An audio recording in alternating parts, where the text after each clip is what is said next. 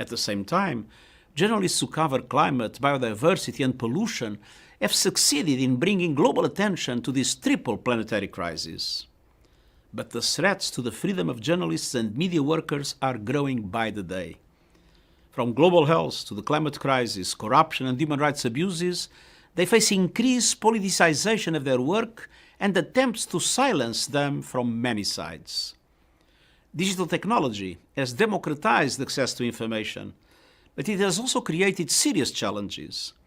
The business model of many social media platforms are based not on increasing access to accurate reporting, but on increasing engagement, which often means provoking outrage and spreading lies.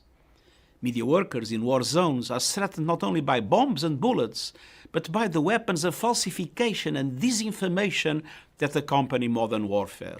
They may be attacked as the enemy, accused of espionage, detained or killed, simply for doing their jobs. Digital technology also makes censorship even easier. Many journalists and editors around the world are at constant risk of their programs and reports being taken offline. And digital technology creates new channels for oppression and abuse. Women journalists are at particular risk of online harassment and violence. UNESCO found that nearly 3 in 4 women respondents had experienced online violence. Hacking and illegal surveillance also prevent journalists from doing their jobs. The methods and tools change, but the goal of discrediting the media and covering up the truth remains the same as ever. And the results are also the same. People and societies that are unable to distinguish fact from fiction and can be manipulating in horrifying ways. Without freedom of the press, there are no real democratic societies. Without freedom of the press, there is no freedom. The United Nations is working to support journalists and media workers everywhere. 10 years ago, we established a plan of action on the safety of journalists to protect media workers and end the impunity for crimes committed against them. On World Press Freedom Day, we honor the essential work of the media in speaking truth to power, exposing lies, and building strong, resilient institutions and societies. We call on governments, media organizations, and technology companies everywhere to support these crucial efforts. Thank you.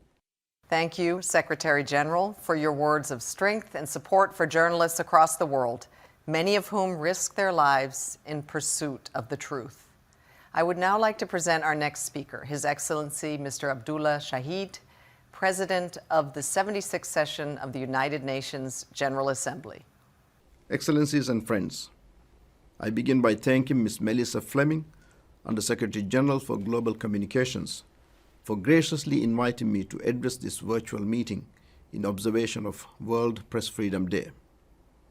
Today, we reflect on what we can do better collectively to defend free expression and protect press freedoms.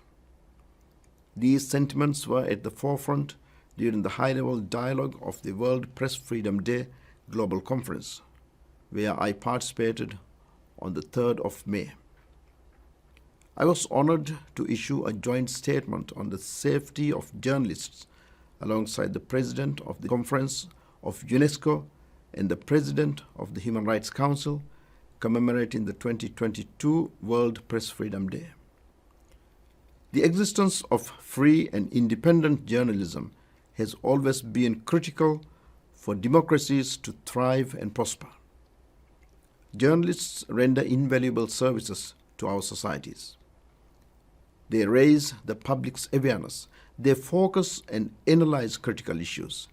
They speak truth to power and hold governments accountable. And by doing so, they help strengthen our democracies. In recent years, journalism has undergone several transformations. These transformations have largely stemmed from revolutionary advances in technology that are still ongoing. While this has brought about many benefits, including in terms of information sharing and news gathering, there's also a darker side.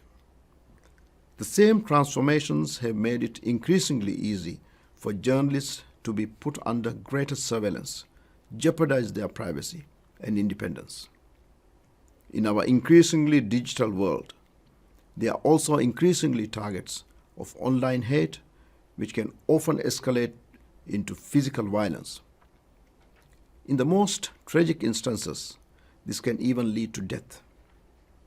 It is important that we create political spaces in which free expression and the robust exchange of ideas can thrive. Societies in which people live in fear of speaking their minds are societies that will fall prey to stagnation. Journalists remain our first line of defense in upholding the liberties we cherish and in protecting the fundamental principles of our democracies. In turn, we owe it to them to keep them safe, both offline and online. We can do this by ending impunity for crimes against journalists and by ensuring that advances in digital technology and communications are properly regulated and not misused to target and harness and harass journalists or anyone for that matter. By protecting journalists, we protect our freedoms, we protect our societies, and we protect ourselves. Thank you. Thank you, Your Excellency, for your remarks and insights. I am now delighted to introduce His Excellency, Mr. Nikos Dendias, Minister of Foreign Affairs of the Hellenic Republic, or Greece, who will speak to us on behalf of co-chair of the Group of Friends for the Protection of Journalists. On the occasion of the 29th Annual World Press Freedom Day, it's my honor to address today's event, an event organized by the United Nations Department of Global Communications in partnership with UNESCO. The esteemed participants' work in promoting fundamental freedoms and human rights is remarkable. They include the right of freedom of opinion and expression as well as press freedom. The theme of this year's event, Digital Journalism Under Siege, is pertinent and timely. Fast-moving and ever-evolving technological developments are a blessing and a concern. On the one hand, they signify progress and advancement. On the other, they require adequate regulation, ensuring full respect of rights and punishment of their violations. The combination of such actions is achievable in democratic countries and inclusive societies, where rights and obligations are organized in a complementary manner. With a view to safeguarding freedom of the press and viability of the media, protection of journalism in general in order to keep the public informed on latest developments is imperative, especially in times when fake news and disinformation proliferate. We must all work together to address the worrying trends and serious consequences of such irresponsible practices. Unfortunately, recent developments, such as the war in Ukraine, are adding to previous actions contrary to fundamental freedoms and human rights. In closing, I would like to assure you that Greece, a strong supporter of freedom of the press, remains committed to collaborating with partners at the United Nations General Assembly on the resolution for the safety of journalists and the issue of impunity, at the Human Rights Council on the resolution for the safety of journalists, at the United Nations Group of Friends of the Protection of Journalists, and in other relevant initiatives in UNESCO and beyond on projects that promote democracy, peace and freedom.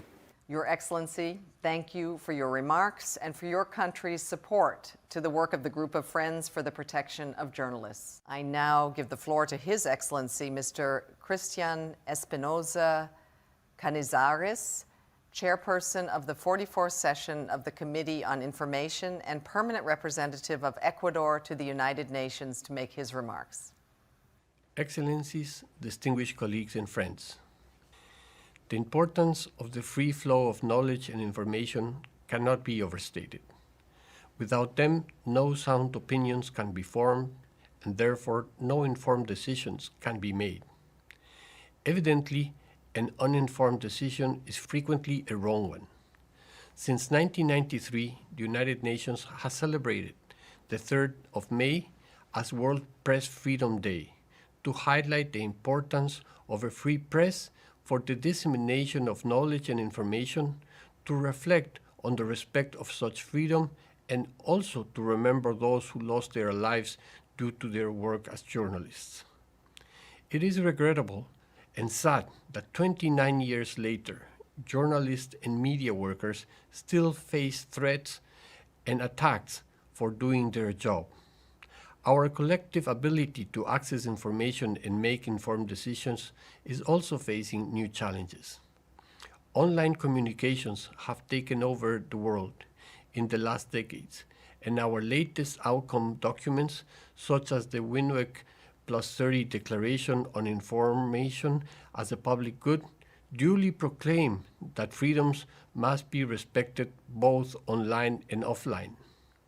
Accordingly, the theme of this year's commemoration event, Journalism Under Digital Siege, acknowledges the impact that surveillance and hacking have in thwarting freedom of the press, the need for transparency of internet companies, and the erosion of public trust that undermines media viability.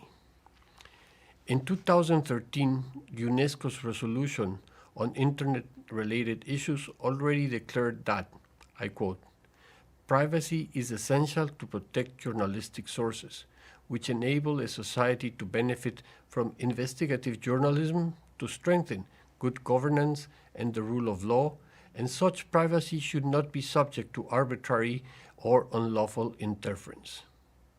End of quote. We must make every effort to ensure that journalists are protected from breaches of privacy in order to safeguard their work, which is crucial to create public awareness and ensure accountability. Without professional journalists and media organizations, access to reliable information would be impossible. We live in a time where everyone with a smartphone can broadcast content to a wide audience. Information has never been more accessible, but its reliability and credibility have never been more questioned. Reliability and credibility are sources of trust, and trust is one of the main assets and responsibilities of the media. Safeguarding the ability of journalists to provide trustworthy information is therefore a necessary measure to avoid living in a world of fake news and bad decisions. All of us should do our part to tackle disinformation, protect journalists, and aim for greater transparency. My country, Ecuador, is committed to do so and is currently working on an improved legal framework to safeguard freedom of the press. The United Nations also has an important role, and as the chair of the UN Committee on Information, I am pleased that we can contribute to these objectives through our work. Finally, I would like to recognize UNESCO, the government of Uruguay, and the Department of Global Communications for organizing this year's commemoration of World Press Freedom Day. I thank you. Thank you, Excellency, for your statement. It is now my pleasure to announce Ms.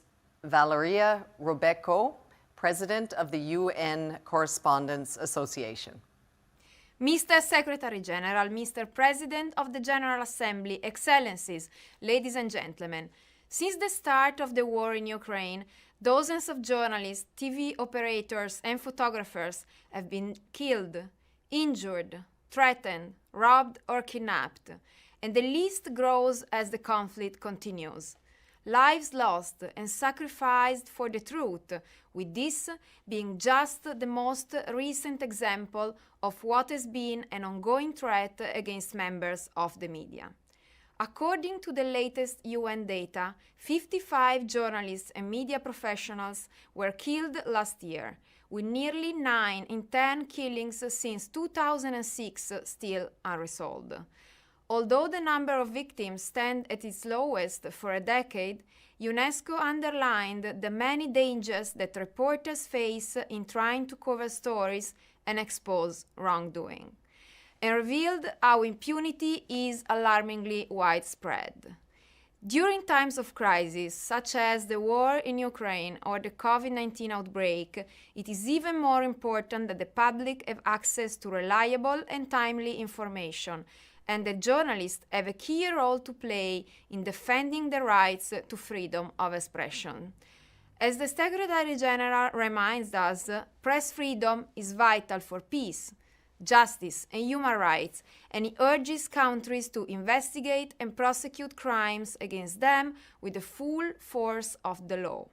We stand in solidarity with those members of the media who find themselves in difficult situations throughout the world. And those free among us have the duty to hold up the flame of truth in honor of all those who are regularly threatened, killed, intimidated, harassed, arbitrarily arrested, or injured. Over the past decades, the news media landscape has changed profoundly. Internet on one hand helps diffusion, but on the other hand, it encourages the creation of niche areas that not only disinform, but reinforce prejudices. There has been a critical increase in the reach of journalism and social media through digital sources, but at the same time, fake news is accelerating and lessens public trust in our work. Not to mention the manipulation of social media and its use as a weapon of mass disruption, of which ultimately authentic and transparent information becomes a victim itself.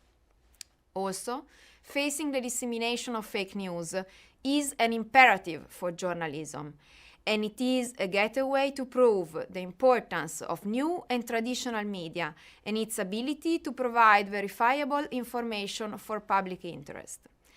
At a time when disinformation and mistrust of the news media is growing, a free press is essential. The World Press Freedom Day acts a reminder to governments of the need to respect their commitment to press freedom and to the international community to help those people who are denied the right of access to information. Authoritarian regimes continue to tighten their grip on media organizations, but journalists in democratic and free nations are also under threat. I echo past appeals by the Secretary-General in calling for governments to protect journalists and to strengthen press freedom. But once again, I ask the United Nations to take a step forward in addressing the protection of members of the press all over the world by appointing a special representative for the protection of journalists, a key figure that can no longer be ignored within the debate on freedom and accuracy of information. Thank you.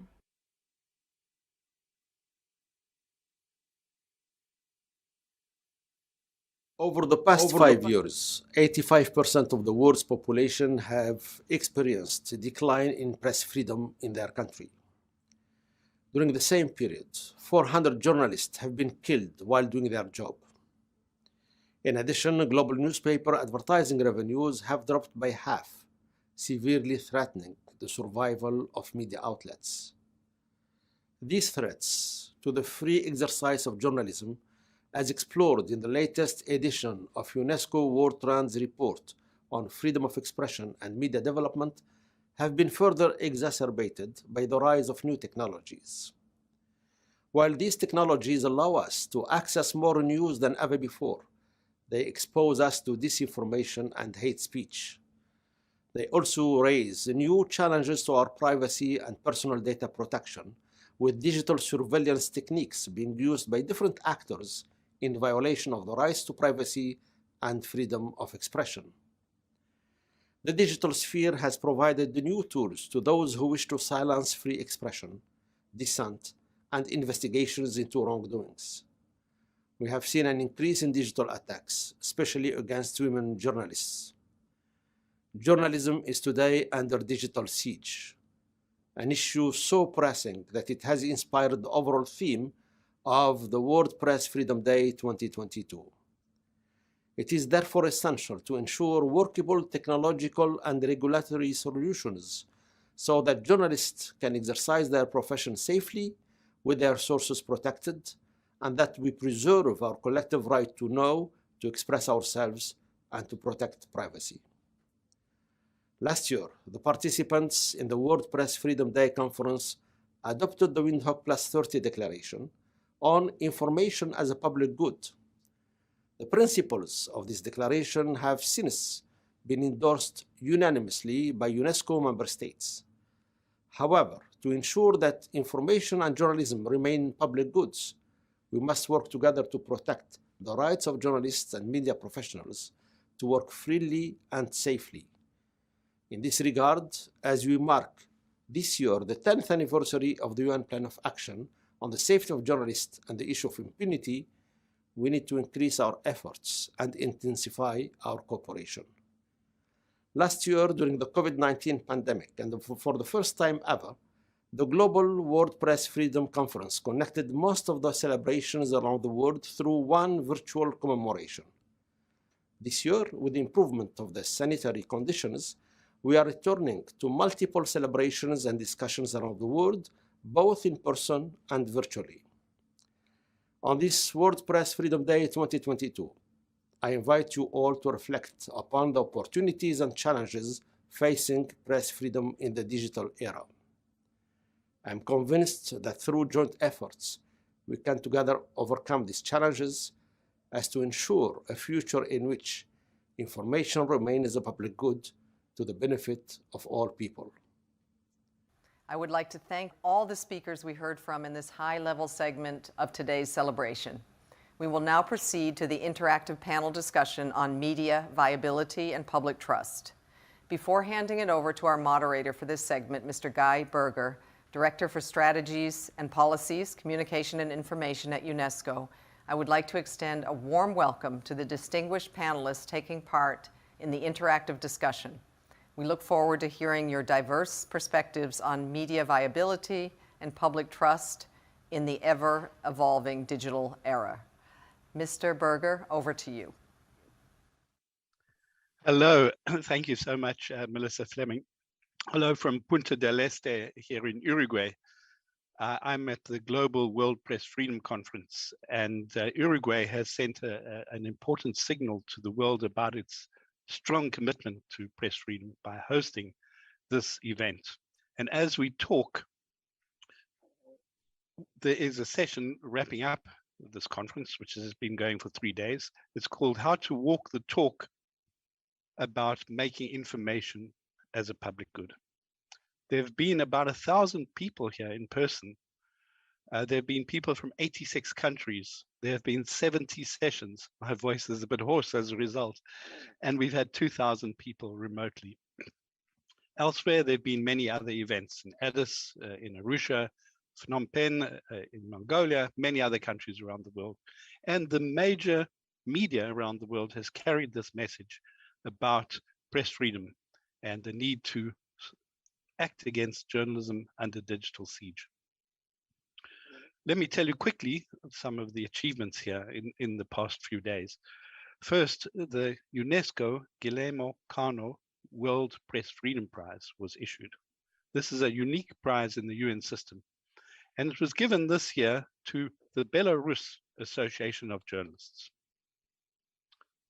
In addition, as was mentioned earlier by the President of the UN General Assembly, His Excellency Abdullah Shahid, we had an unprecedented get-together of the presidents of the General Assembly, of the Human Rights Council, and of UNESCO to issue a statement in this whole area of safety of journalists.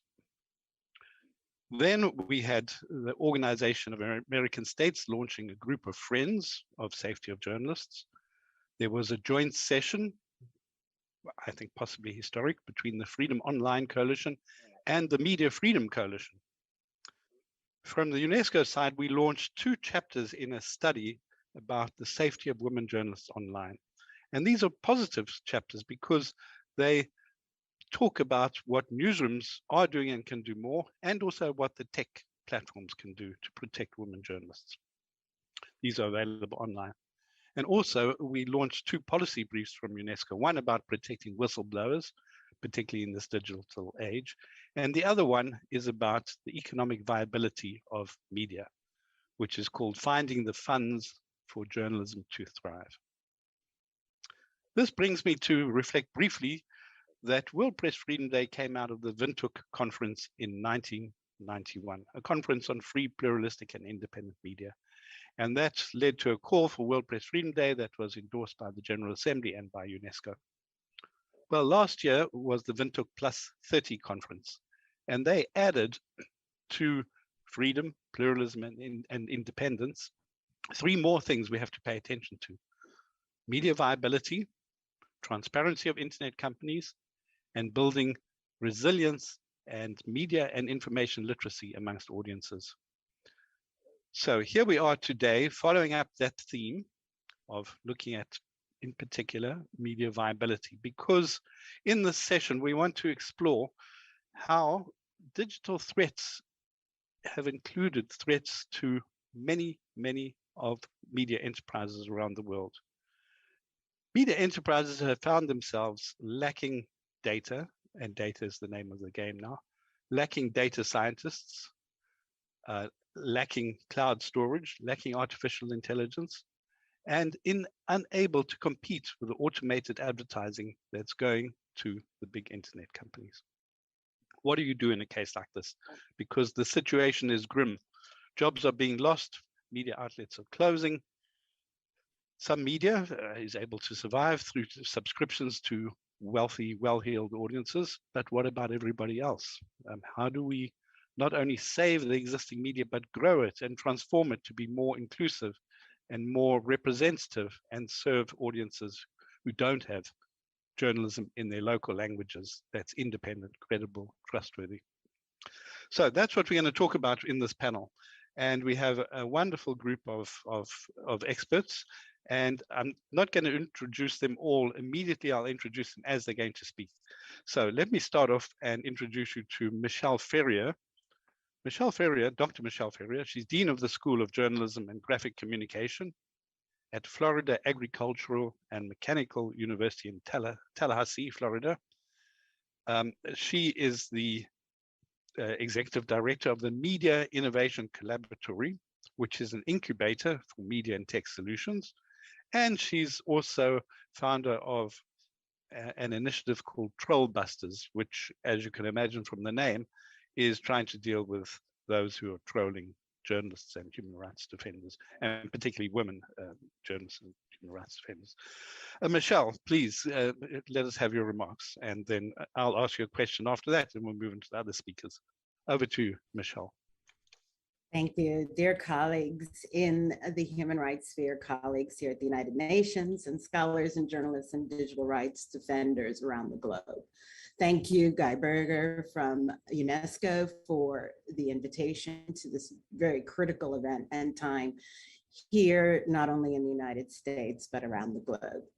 I'm Dr. Michelle Ferrier, the former Dean of the School of Journalism and Graphic Communication at Florida A&M University and a full professor there, as well as the Executive Director of the Media Innovation Collaboratory, where we look at and examine digital culture, internet communication technologies, and innovations at the local level for news and information. Thank you for this invitation, especially because over the last 20 years, I've conducted work and research into these digital spaces, into ICTs, and the impact of these social tools on journalism and the digital sphere. I'm here to address the tipping point today upon which we now sit as citizens, as journalists, and as scientists and scholars, and our ability to be able to help ourselves as well as the general population use our critical skills to seek, learn, grow, and develop democracies where all humans have the right to be and thrive. But that growth, those dreams for many, are curtailed today because of the lack of trust in journalists. Our public sphere has become tainted, toxic, and hostile to journalists and truth tellers. Digital narratives, misinformation and disinformation, reframing are all designed to confuse and create fear and separation in our digital and public sphere. Well-funded, coordinated campaigns by political bad actors, religious groups, misogynistic groups, and others seek to destroy the reputation of individual journalists and media brands, and to keep citizens, journalists off balance and unable to act powerfully around the most critical global issues that we face, such as climate change, racial reckoning, as well as the continued war and abuses of human rights around the globe. Their targets, these journalists, are oftentimes women journalists and journalists of color who are reporting on marginalized communities at the local level. They're experiencing an unprecedented level of attack over these past 5 years and even more, targeting journalists at the intersection of their professional and personal identities as humans, as women, as people of color, as gender and religious differences come to the forefront. They are targeted for these behaviors and targeted in their intimate relationships because of the work that they do. I applaud the intentions of our global efforts to map and make visible the activity that oftentimes happens behind the scenes. And because of our own professional culture as journalists, we are oftentimes loath to describe to the public the very vile and violent ways in which we come under attack, not only through digital harms, but then translating that into physical space where we ourselves come under attack. Our devices and our data are destroyed, and our sources and relationships to our communities are tattered. Digital journalism under siege is an apt theme to demonstrate how on multiple levels we must address the right to free speech, freedom of expression, freedom of the press, and the right to be. Journalists, by nature of our work, oftentimes carry critical truths to the world that even, despite the best intention, don't make it past the regulatory bodies even joined here today and into the solutions. The voices of women journalists, journalists of color, those who are trans and don't represent in the binaries that we often put into our global narratives, are being silenced, censored, and are disappearing off of our platforms. They're being jailed, exiled, their publications shut down. And our newsrooms themselves oftentimes are retaliating against the journalists themselves bringing these stories and coming under attack for being in that public eye. And they're coming under siege as soon as they step outside their homes to do their work.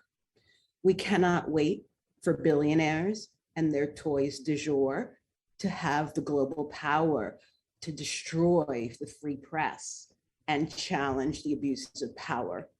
We must have digital platforms, ethically develop technologies to provide redress for digital harms in a speedy and expedient manner so that the burden of dealing with online harassment doesn't fall to the individual. We must help journalists and create the supports to allow them to continue to do their work online and off.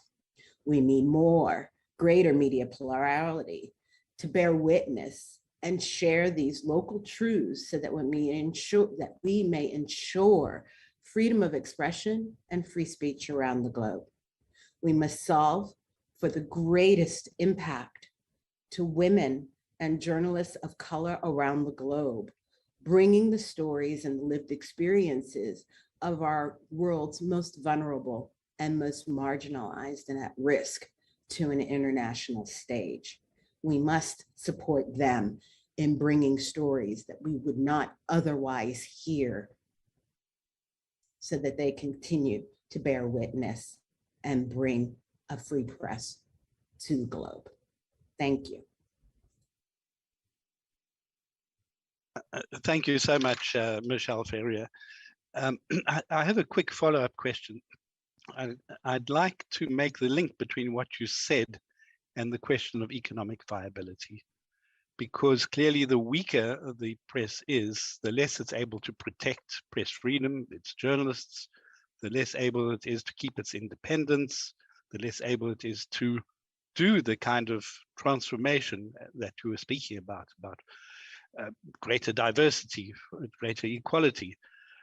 In what way can addressing issues of freedom and safety of women journalists play into this economic question? How would it help media pay their bills if they accelerated their representativeness in terms of women leadership, minorities, people for other languages, etc., etc. Over to you. If you could answer in 2 minutes, thanks. Sure. One of the things that we have been doing here in the United States and with colleagues around the globe is helping inside of our journalism programs as well as outside of those journalism programs to help both our newsrooms as well as independent journalists look at ways to create viability at the local level. Some of those solutions have been from creating cooperatives of media entities that work together to distribute the workload as well as distribute resources at the local level. We've also looked at and supported journalists to create their own entrepreneurial ventures where we're helping them look at a variety of avenues at the local level for revenue beyond advertising, which has been the traditional revenue of sorts for these areas. And our goal is through media plurality to actually let 1,000 flowers bloom and go beyond the traditional newsroom and the marker of a newsroom as a healthy media ecology. In the research that I do around media deserts, which is mapping and modeling local news ecosystems, print, online, and distributed through other forms, broadcast, etc., we're looking at a combination of types of and multiple vectors of information so that people are not in a filter bubble created by algorithms, created by single source news in their communities, and have the benefit of local situated knowledge of their own residents and neighbors alongside of the official information that might be coming from official sources in those communities. And so we're looking at and providing avenues for people to imagine differently and better about the ways that we might provide a deep service at the local level to these communities so that they may engage in conversation and learning and dialogue and action around the issues most pressing to those regions. Right. That's so important because, as you mentioned, there are these news deserts and they're partially geographical, but even in big cities, many people experience a desert. They don't have journalism that serves them, tells their stories, uses their languages, and we have to address that because we're in a world where it's mission critical. Let's move on and we'll come back to you. Just really quickly, I'm going to challenge you on the use of news deserts. My research uses the term media deserts, and it's for a particular reason, because media deserts looks at the complex, at the code, conduct, and content and conduit layers, not news as a marketplace and consumers as audiences, but looking through the lens of journalism and news as a service to communities to help communities thrive. And that's a critical lens to thinking about the solutions that we must have at a global level to solving for this problem at the local level. And so media deserts is a critical framework to help us develop appropriate solutions. Thank you. Well, thank you for that insight. So our next speaker is Ms. Sirkiti Dwivedi. She's a senior correspondent at New Delhi Television, which is one of the leading news providers in India. She's covered a lot, the whole COVID crisis, including the oxygen crisis in India. She's covered issues of mob lynching, of riots, of gender discrimination. So, Sirkiti, please let us have your insights into this question. Journalism under digital siege. Good morning, everyone. First of all, I would just like to thank the UNESCO for this opportunity. Now coming on to the topic of the discussion, since I am a reporter in India, I would first like to talk about the media landscape that I come from, and then what we face as ground reporters during our assignments because of the environment that we are operating in currently. Now, if you look at the way media has deteriorated in India in the past few years, it is all the more astonishing because it is not like we have a few media organizations, but we are a country that has over 100,000 newspapers and magazines and over 300 television news channels. But despite being the world's largest democracy, when yesterday the Press Freedom Index rankings were issued, we stood at 150. We've declined 8 ranks from where we stood at 142 in the year 2021. According to the report, we are one of the world's most dangerous countries for journalists. The factors that it has attributed all of this conclusion to is that there is violence against journalists, there is a politically partisan media, and there is concentration of media ownership, and 3 to 4 journalists are killed every year. In the year 2021, 4 journalists were killed in India. But if you look at how the government is responding to such reports and this scenario, while the government has not reacted to this latest report, in the last year when we stood at 142, the government said that was in a denial mood about the report. It said that the methodology of compiling this report is wrong. Their survey numbers are very low. There is no transparency in the process of compiling this report. But this is the same government that is known for filing sedition cases and police complaints against journalists. Tomorrow, the top court of India is going to hear a case that has been filed by the Editors Guild of India. It had to finally approach the top court of India to say that we are challenging the constitutional validity of the entire sedition law and the way these police complaints are being filed against journalists. Also, this is the same government that is accused of using the Israeli spyware software Pegasus against journalists. This is the same government that imposes internet shutdowns across various parts of India very frequently, which blocks the access that journalists have to information in very critical situations. Now, if you look at this entire landscape and then the kind of hostile environment that is created for us in our workspaces and when we go on the ground, the kind of misinformation that is going around on social media, any journalist who's critical of the government is labeled as anti-national. Then there are coordinated hate campaigns on social media, the kind that Michelle was referring to, where we are abused, especially if you're a woman journalist, you get rape threats, you get death threats, any news reports that we do, edited clippings from it that do not present the whole picture. They are circulated on Twitter, they are circulated over WhatsApp to create a misconception about us. And then how does that really affect when I go out as a ground reporter to report in extreme situations? For example, I reported on the religious riots that took place in the national capital, New Delhi, in February 2020. And then in situations like those, I face dual challenges in a country like India. One, I am judged on what my religious identity is, whether I'm a Hindu or I'm a Muslim. So the mob of rioters that I will come across is going to judge me on what religion I am from, but also the media organization that I am from. The situations become so extreme that several reporters across media organizations had to remove the IDs that are there on the top of our microphones or the mics that we use. We had to remove those IDs so that one cannot make out which media organization we are from. So it has become that difficult for journalists to operate in India.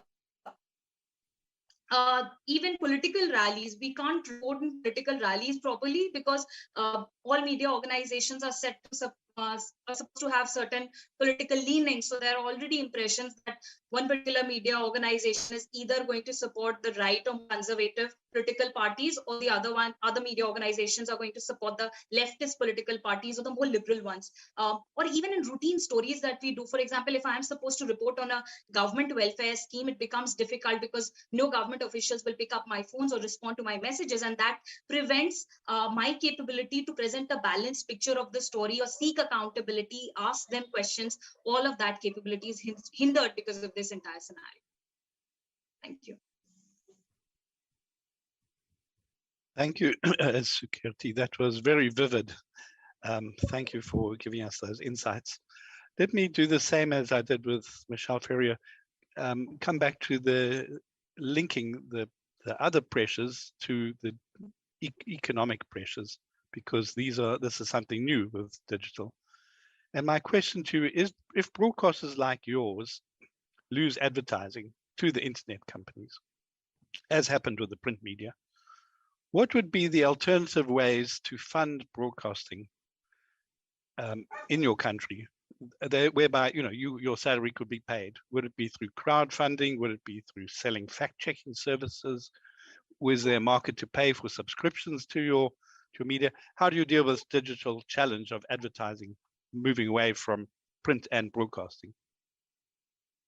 Well, revenues, especially in terms of the Indian media landscape, is a big challenge because in terms of Indian newspapers, they derive at least 66% of their revenues from advertisements alone. And similarly, television news channels depend for advertisements, with about 71% of their revenues are driven by those. So only about 30% of their revenues are driven by subscriptions. So in India, in a country which has most of the population where it's low income or middle income population that earns only about $428 per month, people are not willing to pay for journalism. So while the independent news media outlets, they are trying two options at this point of time. One, of course, is subscriptions, and the other is crowdfunding. These two models are at a very nascent stage in India, and in our population, people might not be as willing to go for monthly subscriptions because that will burn a big hole in their pockets when they take out that chunk from their monthly income.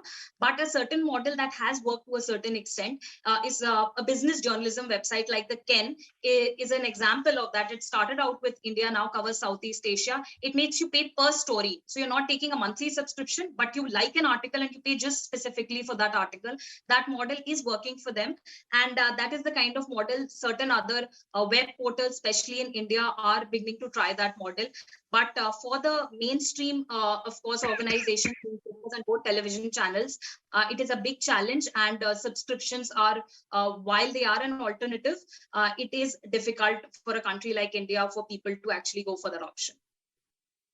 A very quick follow-up. India, of course, is very famous for its tech industry.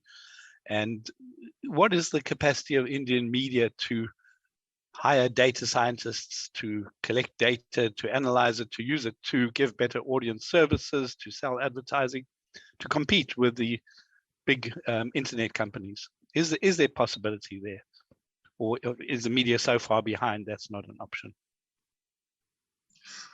Well, as far as hiring data scientists is concerned to try and assess, what their audience is capable of spending or what is their audience really looking for, that is concerned. One, there are certain countries where the government is spending in that sector to try and assess that entire situation so that they can give tax subsidies accordingly to media organizations. Here, the government is completely anti-media, so they are not going to go for that option. And if you look at the private media organizations, the ones that lean towards the government, they have a lot of money, but it is likely to be spent more on promotional events and award ceremonies that they hold on a monthly basis than in trying to actually do data assessment of who their audience is. Most of the surveys that are done in India to assess the audience, it's mainly dependent on television news ratings, how many people are watching us, and that's the only number that drives how they are going to spend the money in the upcoming year. So television news ratings, number of viewers that we have, and that's pretty much the only scenario that they take care of. But beyond that, it is very unlikely that private media organizations in India will spend specifically on data scientists or any kind of number crunching to assess their audience. Okay, well, thank you for those insights. So we're going to move on to our next speaker now, and we'll come back to you a bit later, Security. But now we have Nishant Lalwani. He's the Vice President of the Luminate Foundation. He leads their global strategies for funding independent media, particularly looking, for example, at innovative financing models for media. So you're really at the base level of how does media survive, in addition to all the political and other problems, but at the economic level. Nishant, what's your insight into this? Thank you so much, Guy. I'm really delighted to be on this panel, especially as it was like a year ago today that on a panel organized by Melissa Fleming with the UN Secretary-General present, we received the support from him, from the UNSG, for the International Fund for Public Interest Media, or IFPIM, which we believe is actually a major new initiative to be able to tackle media viability issues. In fact, at this time last year, in the run-up to World Press Freedom Day, he warned of the consequences for democracy and development of the crisis confronting independent media around the world. In doing so, he lent his support to the creation of a new global fund, which I'm honored to have co-founded with the support of Luminate Group. In fact, he urged member states, donors, and other stakeholders to support the International Fund for Public Interest Media, which he called a vital new endeavor. I need to pay tribute to the advice and insight and the highly constructive engagement we've had with UNESCO, as well as UNDP colleagues in developing this initiative, both then and now. You know, last year's World Press Freedom Day focused on information as a public good. That concept, which has now been endorsed, of course, by UNESCO's General Assembly, following the historic Windhoek Plus 30 statement, is really critical to the way we think about independent journalism and the way that we need to think about it. Because independent, accurate journalism is a public good. And what normally happens when there's a market failure for a public good? When there's a market failure, for example, in healthcare or in education or in vaccines more recently, well, the state steps in. But it's hard to do that for media because funding journalism is considered to be so political. And that's why we created IFPIM as a truly independent, multilateral global fund that could direct large-scale resources, including those from government, towards resolving the market failure which is affecting our democracies. A market failure which is allowing disinformation to thrive and autocracies to spread.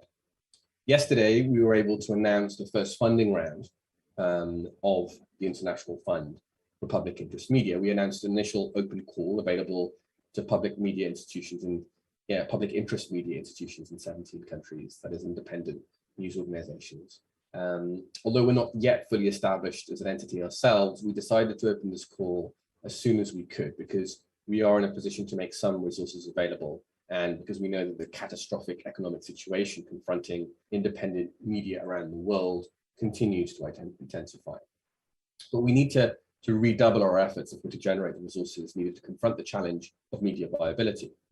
Last year, IFPIM's board chair, Maria Ressa, was awarded the Nobel Peace Prize. And in her acceptance speech in Oslo, she said this. She said, right now, while journalism is under attack on all fronts, only 0.3% of overseas development assistance is spent on journalism. If we nudge that to 1%, we can raise $1 billion a year for news organizations. That will be crucial for the global south. But raising additional funding for journalism right now, as we all know, is a challenge. We're only just emerging from a pandemic, which has wreaked immense economic damage on independent media. And as the UNESCO policy brief just published on media funding states, pluralism and democracy need an economically viable independent news media. New research by The Economist and the Economist Impact Unit, supported by UNESCO, just a couple of weeks ago, outlined this in crystal clear, with crystal clear data. And there are 5 big takeaways for me.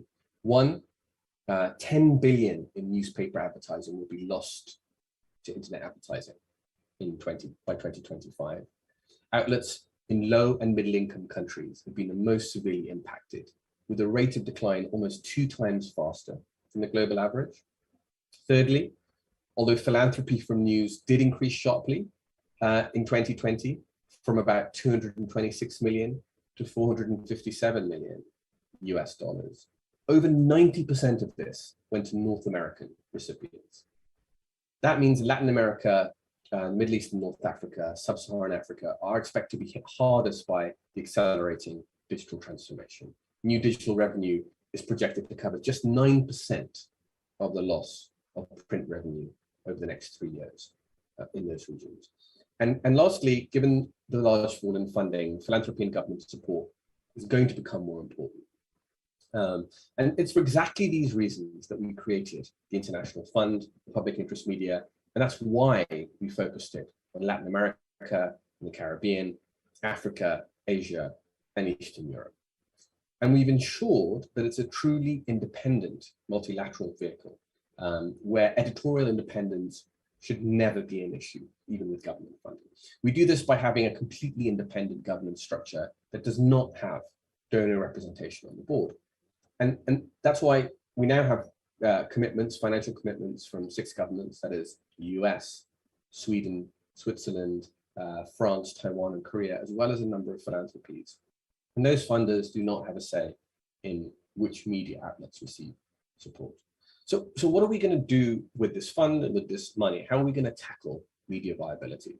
We are going to both rebuild and sustain independent media in the countries in which we work. How do we rebuild? Well, we'll need new financial models that will allow journalism to survive. And IFPIM will directly fund innovation around business models, financial models, audience engagement, for example. We'll support new ideas, we'll test what works, and we'll aim to grow, adapt, and then share those models across the world. However, IFPIM will also provide core support to sustain independent journalism while other types of innovation take place. For too long, we've put the onus purely on journalists to come up with wholesale solutions for the crisis in media revenue. And business model innovation amongst media outlets is certainly part of the answer here. However, we need others outside the sector to make real change too. We'll need new models of public subsidy. We'll need new models of regulation if we're to get to a new paradigm of journalism.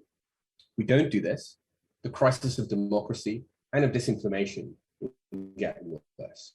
In fact, there'll be irrevocable damage to our democracies. Right now, autocratic practices and regimes are spreading. It's so painful to see what's happening in Ukraine, but also more subtly and permanently in other parts of the world. And reliable public interest journalism sheds a light on what's happening and where power is being abused. Without that, we stand no chance of turning this tide.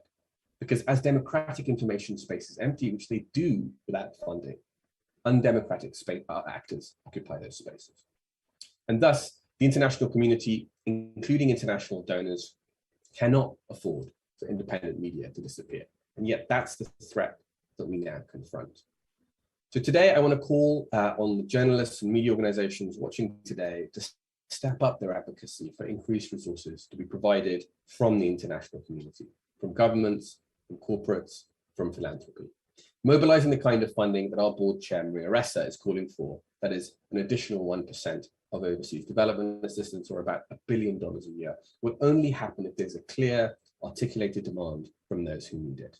Please do join us in calling for a much more ambitious, concerted, and organized response from the international community to support independent media, because independent media has never been more important to the survival of democracy.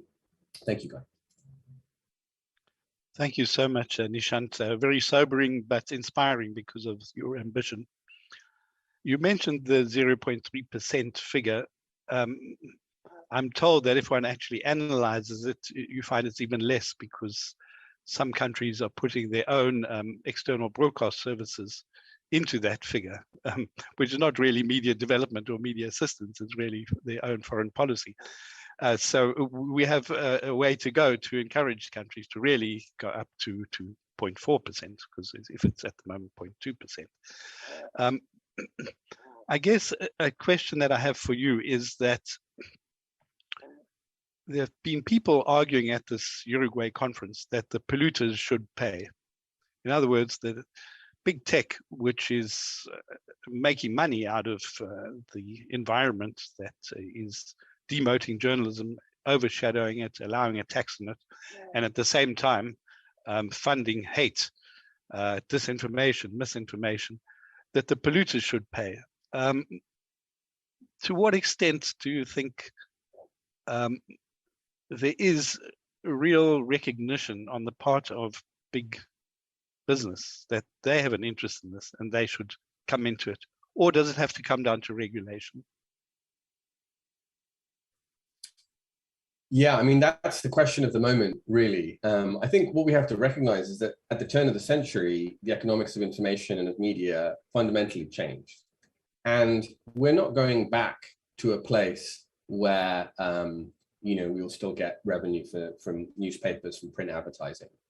That era has gone. Much information at that time also became free, or rather consumers paid for that information with data, with their own data that could be monetized. And so really, we at Luminate and the International Fund for Public Interest Media believe that there's essentially three areas of possible solution here for getting to a market that works for independent media. One is that, yes, there needs to be innovation around how media organizations raise revenue for themselves.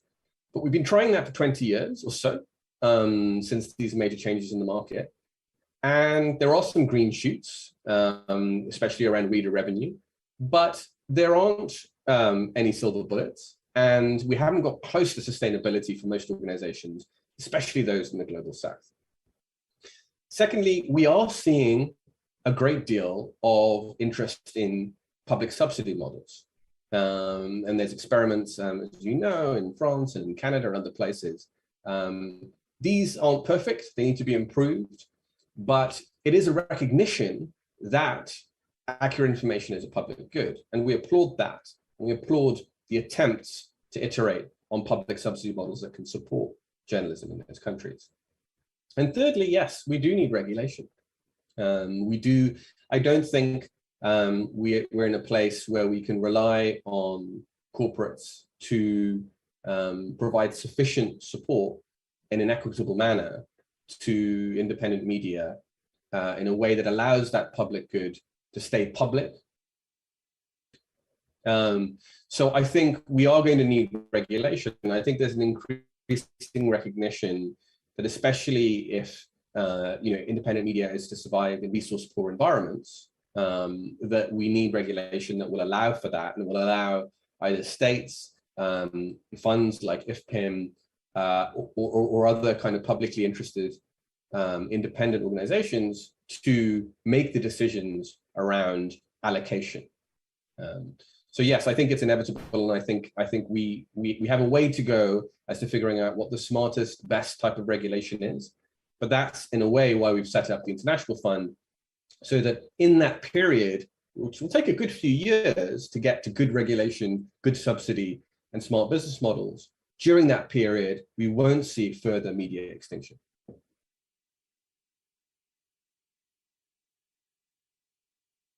As Michelle Ferrier said, this can't wait, the whole package of threats. Well, let's move on to our next and final speaker. It's Ms. Ilse Hoog, who's the president of the NGO called Purpose. She is a change maker. That's all I can say, reading her CV, particularly change in regard to saving the planet, and also in championing women's rights to choice and rights to reproductive self-determination. So Ilse Hoog, please tell us your insights in this issue.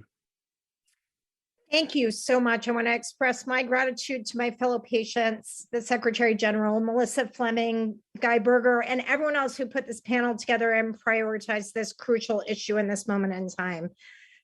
Given my CV, I would be remiss to not mention that we are on the precipice of a very perilous time in the United States with regard to the fundamental freedom for women to choose our own reproductive destiny. As my colleagues from around the world know, lack of access to abortion rights is tantamount to, keeping women as secondary class status, and has implications on everything from their economic potential over their lifetime to their educational potential.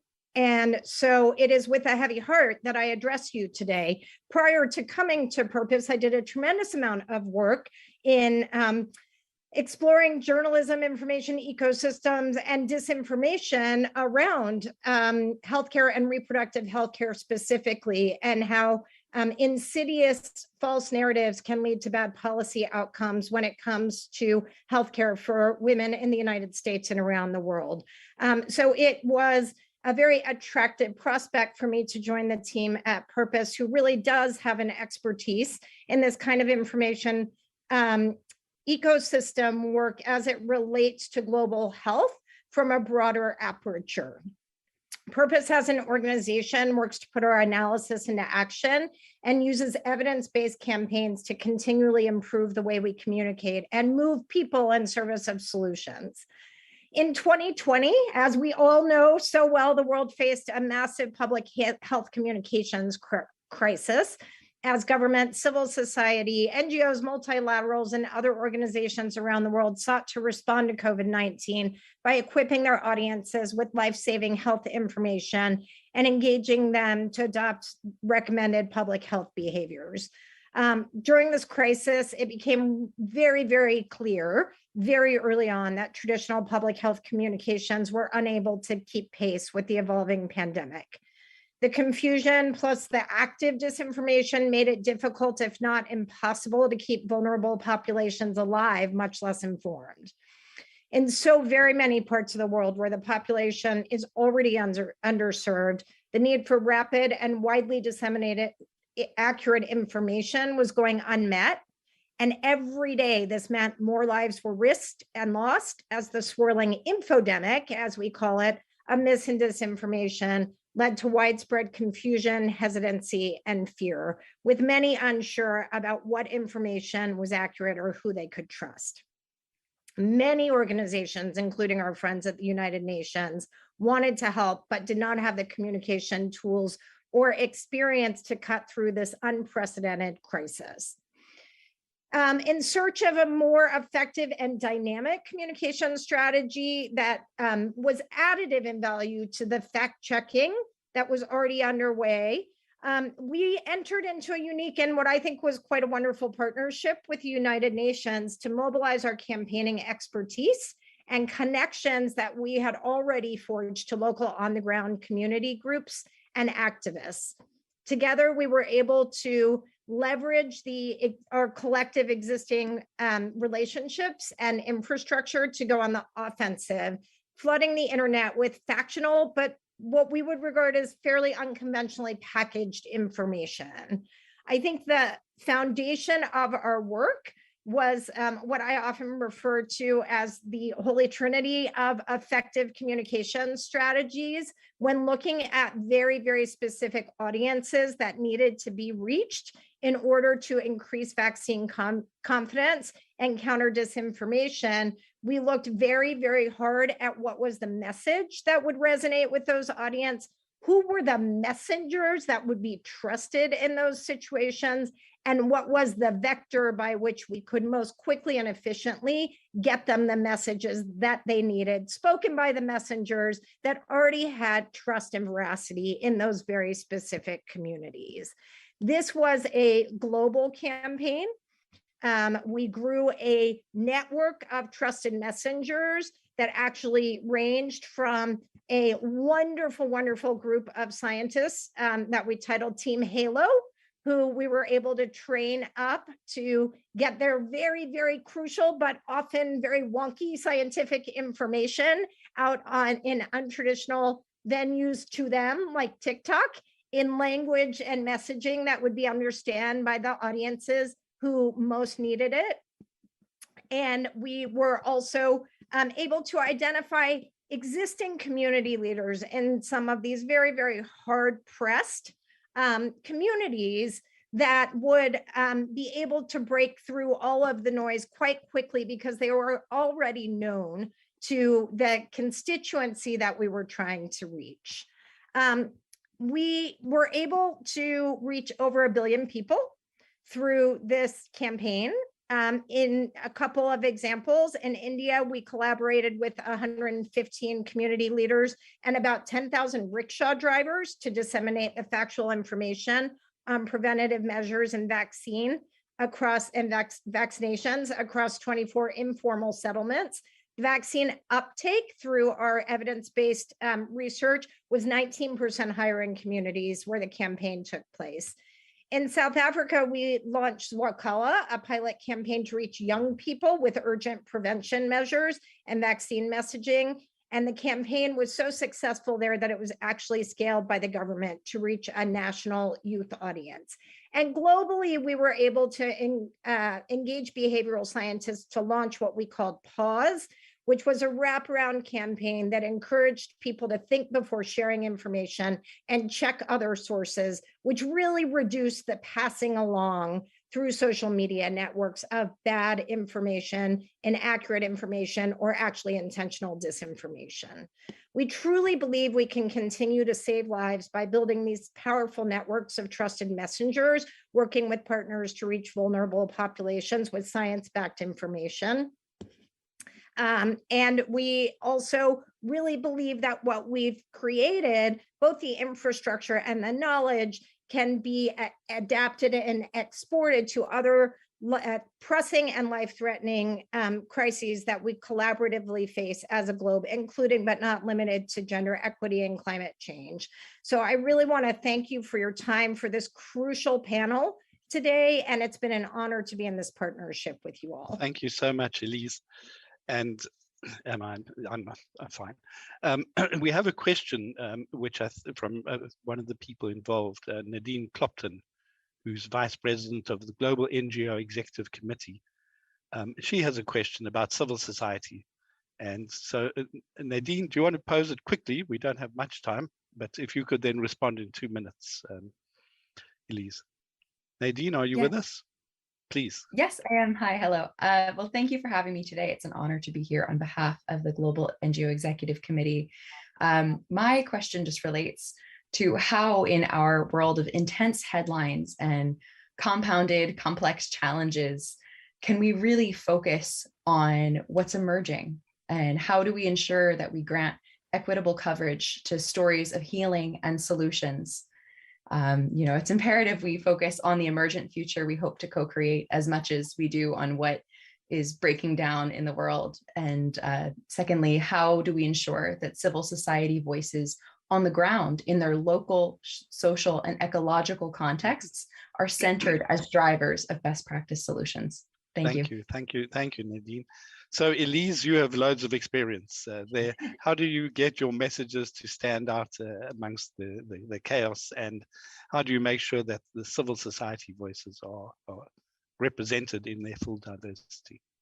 Yes, thank you, Nadine, and thank you, Guy. I'm going to answer those in reverse order. I think that we're learning is, in fact, that through, and maybe this converges to questions actually, is that in order to break through, you have to work from a local context of trusted messengers, right? We're no longer living in a world, and haven't been for some time, as many of my fellow colleagues spoke to, where there's sort of a handful of sources of information that are covered writ large from global newspapers that then trickle down to sort of local news stations. That's just not it. And so we actually take the entirely reverse approach, which is starting from the community context, starting from understanding who already exhibits influence with the community and working in partnership with them to co-create the kinds of evidence-backed materials that will be able to penetrate through the news and be received, the glut of news, I should say, and be received because you really trust the person that it's coming from. I think the other part of your question, Nadine, is crucially important, and I'm not sure that we have the entire answer, but Purpose is absolutely working on this, and we would invite everyone else to as well. In addition to a global epidemic of disinformation, we also have a challenge in that on many issues, especially climate, which is something I've spent a lot of my life working on, accurate information is actually incredibly demobilizing for people we need to stay in an active mode to make the change that we need. Does that mean we shouldn't put out accurate information? Absolutely, it does not. Science is important. It needs to be out there. But what it does mean is that when we know something like an IPCC report is coming out, that is going to be terrifying for people, and sometimes actually make the problem feel so big that why should we even try? We can actually work to wrap information ecosystems in stories of success, in stories of solution, in stories of early adopters and communities of renewable energy and the benefits of that, so that Elise, I need to stop you there, sorry, just because of time. But I think your point is well made. If we had more time, I would love to ask you what lessons your whole campaign has for the media, and especially for their viability, but we'll have to have you back for another session.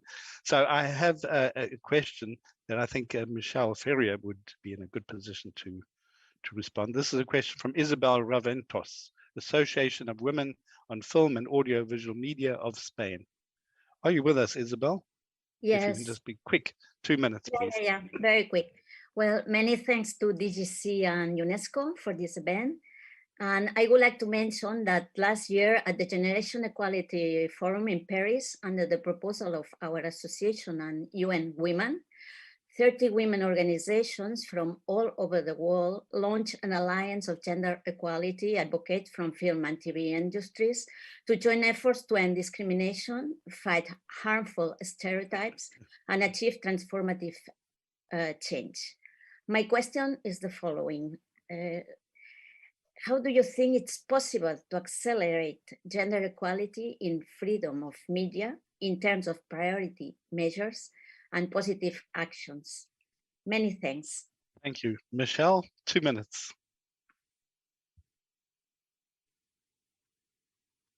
Michelle, I don't see your picture. I don't know whether you got cut off. I'm still here. Good, good. Please.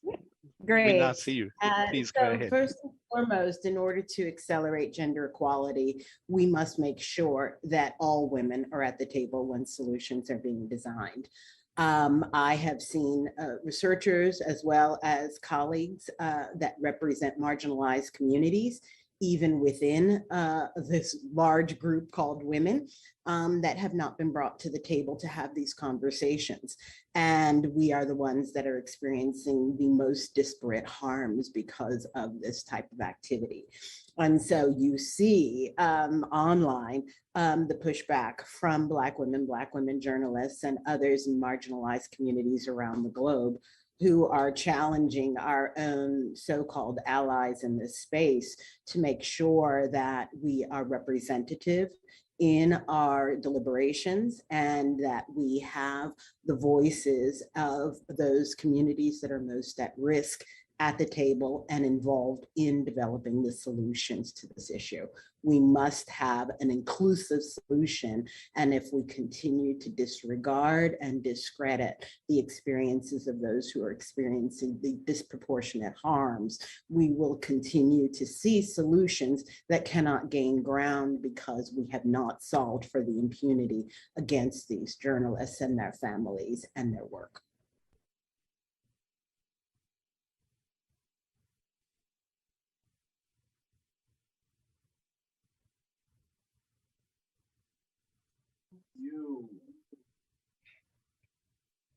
No, I unmuted it, but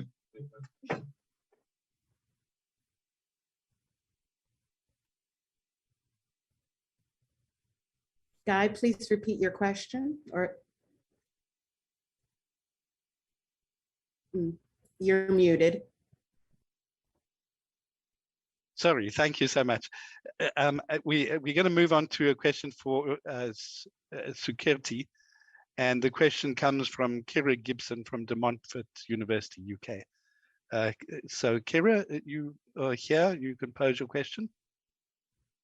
Hi, yeah, thank you so much for this opportunity. My question is, during the last few years, the media has been heavily hit on, and a lot of places are now deemed to not be credible when telling everyone the news, and how news outlets are being hit on for telling stories of celebrities, the people thinking that it's not newsworthy. How will this issue be tackled in the near future to show the masses that journalists are telling the truth, and how doing so with credible sources that the industry doesn't crumble like we are currently seeing it with print and not being so often, and online being more used? Thank you, thank you. Sukhirti, any response? Well, yes, thanks, Kira. Regarding your question about how do we build back this trust in news organizations and what journalists are saying, you know, if I were to just try to see India as a microcosm of that entire situation, a survey that was done by Reuters Institute and the Oxford University recently came out with the conclusion that only about 38% of the people in India trust what is coming up on TV news channels as well as newspapers. So just 38% of the population trusts the work that we do. But, you know, in order to build back trust, what is important is that the audience needs to see impartiality in the work that is going in the newspapers as well as on on news channels. And that kind of, unbiased reportage is only going to come when these news organizations have the economic freedom to do it. Because in a country where we are so heavily dependent on advertisements, especially most of those coming up from the government itself, and we lose out on those once we become critical of the government, it impacts the way our entire, functioning is being done economically. So one, we will have to reduce our monetary reliance on these kind of revenue structures and these models, and can look up to these solutions that the esteemed panelists here have been talking about. One, those alternative models are needed. And even if you look at the kind of reports that have been coming out, a lot of people have this mistrust, especially people coming from the minority communities, going by the religious and social tensions in India. The minority community especially do not trust what is being shown on news channels.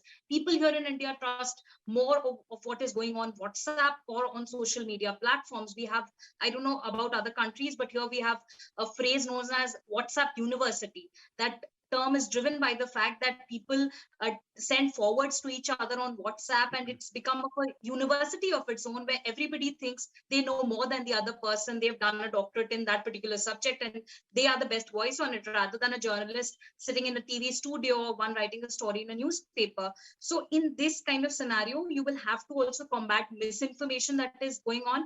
There are certain portals in India that are doing that job. For example, Alt News or Boom Live, they are combating all of these misinformation, especially in cases of mob lynchings, religious tension incidents. They are finding out what the truth is, and they are putting that out to combat all of these social media forwards. So those kind of economic freedoms are needed, and then combating misinformation. I think when we do well on both of these fronts, we will be able to get back trust. That is what I would like to hope, even though India stands at 150 right now out of 180 countries. But, as a journalist in India, I would still want to, be resilient and have a ray of hope somewhere in my head.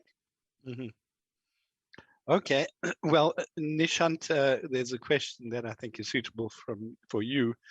And I'm not sure if Bazler Rahman is with us. Bazler, if you are with us, can you jump in? Otherwise, I'll read the question. Okay, I don't think he's here. But anyway, he's from the NGO's Network for Radio and Communication in Bangladesh. And his question, Nishant, is, in the era of the fourth industrial revolution, which, by the way, is a term I hate, but anyway, he uses it, in the era of the fourth industrial revolution, how has that impacted press freedom? So he's making these connections. Over to you. Thank you. Well, what do we know about press freedom in the last few years? We know that in the last 5 years, 85% of the world's population has experienced a decline in population, a decline in press freedom, which is really staggering. 85% of the world's population. We also know that 57 laws and regulations have been adopted to limit freedom of expression in 44 countries in the same time period. These are things like sort of fake news laws adopted in a number of countries. So what this tells me, and this is obvious to all of us really, is that the utopian dream that we had at the turn of the century, which was that the internet could truly democratize voice, could massively boost freedom of expression, that has not been realized, and it's certainly not been realized for journalists. But that's because autocratic leaders have harnessed technology, frankly, much more powerfully than democratic leaders in societies have. Maria Ressa, co-chair of IFPIM's board, was one of the first thinkers in the world to truly recognize this. She hails from the Philippines, of course, and which has the highest rate of per capita social media usage in the world, of any country in the world. And back in 2016, this is before the Trump election, before Trump won his election, he wrote a series called The Weaponization of Information that recognized the impact that propaganda was having on press freedom and on democracy. And we didn't act. We simply didn't do enough to safeguard journalists back then or allow them to keep working. But we can, and we can if we think about creating safety in numbers. Taking the Philippines, continuing with that example, that there simply aren't enough independent media organizations in the Philippines.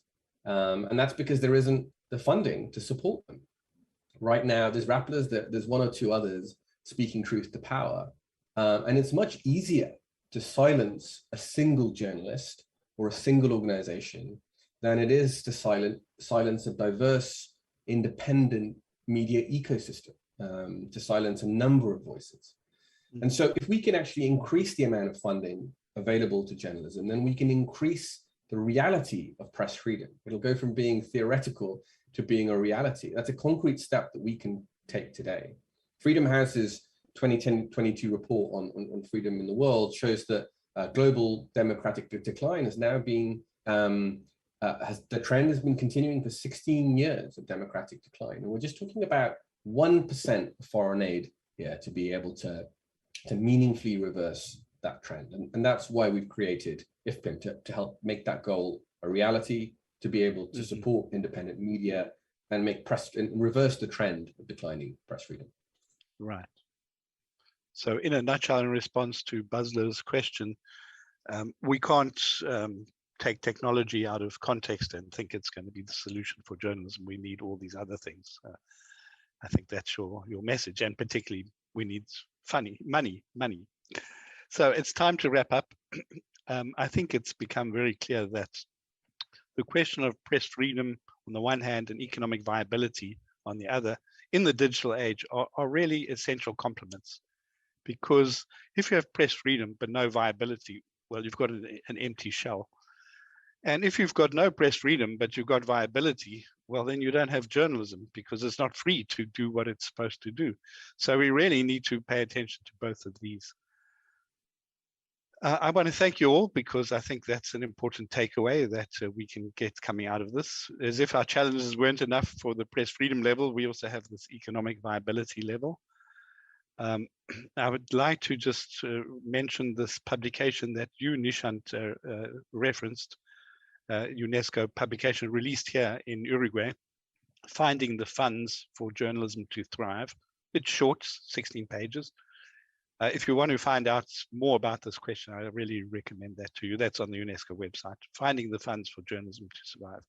And the other thing, which also relates to my question to you, Nishant, not to put the spotlight on you, but our Director General, Audrey Azoulay, announced here in Uruguay that we will have a conference in February next year on digital regulation, which fits into the overall interest and announcement by the UN Secretary-General to develop a global digital compact to be adopted at the Summit of the Future in September next year. So these are hot topics, and I give you my commitment that UNESCO is engaged with these, and we'll do what we can. We have 193 member states.